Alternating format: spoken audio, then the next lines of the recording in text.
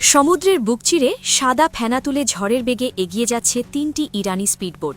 ঢেউয়ের তালে তালে লাফিয়ে চলা এই বোটগুলোর প্রতিটিতে রয়েছে ইরানের দুর্ধর্ষ স্পেশাল মারিন কমান্ডো। সবার চোখ স্থির, লক্ষ্য একটাই, দূরে দিগন্তের কাছে আবছা দেখা যাওয়া একটি বিশাল কার্গো জাহাজ। কন্ট্রোল রুম থেকে নির্দেশ এসেছে পরিষ্কার এবং কঠোর, যেভাবেই হোক জাহাজটিকে থামাতে হবে, সময় হাতে একদমই নেই।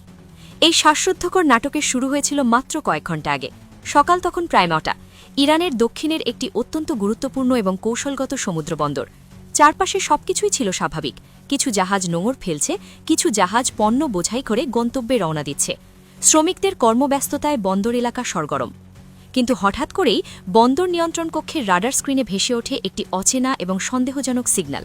স্ক্রিনে দেখা যায় একটি ছোট মাছ ধরার নৌকা বা ফিশিং বোট অত্যন্ত সংবেদনশীল এবং নিষিদ্ধ এলাকায় ঢুকে পড়েছে। প্রথমে কর্মকর্তারা ভেবেছিলেন হয়তো পথ ভুল করা কোনো জেলে নৌকা, কিন্তু অভিজ্ঞ রাডার অপারেটরদের মনে খটকা লাগে। এই এলাকায় মাছ ধরা সম্পূর্ণ নিষিদ্ধ এবং কড়া পাহারার মধ্যে থাকে। তাহলে এই নৌকাটি এখানে কি করছে? পরিস্থিতি আরও ঘোলাটে হয়ে ওঠে যখন রাডারে ধরা পড়ে সমুদ্রের ওপর কয়েক কিলোমিটার উচ্চতায় চক্কর দিচ্ছে দুটি রহস্যময় ড্রোন। একটি গুরুত্বপূর্ণ সামরিক বন্দরের এত কাছে ড্রোন ওড়ানো কোনোভাবেই স্বাভাবিক ঘটনা নয়।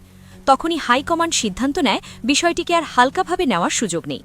কয়েক মিনিটের মধ্যেই ইরানের বুশেহার এয়ারবেস থেকে গর্জন তুলে আকাশে ডানা মেলে দুটি শক্তিশালী F-14 টমক্যাট যুদ্ধবিমান। চোখের পলকে তারা সন্দেহজনক এলাকায় পৌঁছে যায়, কিন্তু সেখানে গিয়ে পাইলটরা যা দেখলেন তাতে তাদের চোখ কপালে ওঠার জোগাড়। আকাশে তখন চক্কর দিচ্ছে আরও দুটি আধুনিক এবং অজ্ঞাত যুদ্ধবিমান।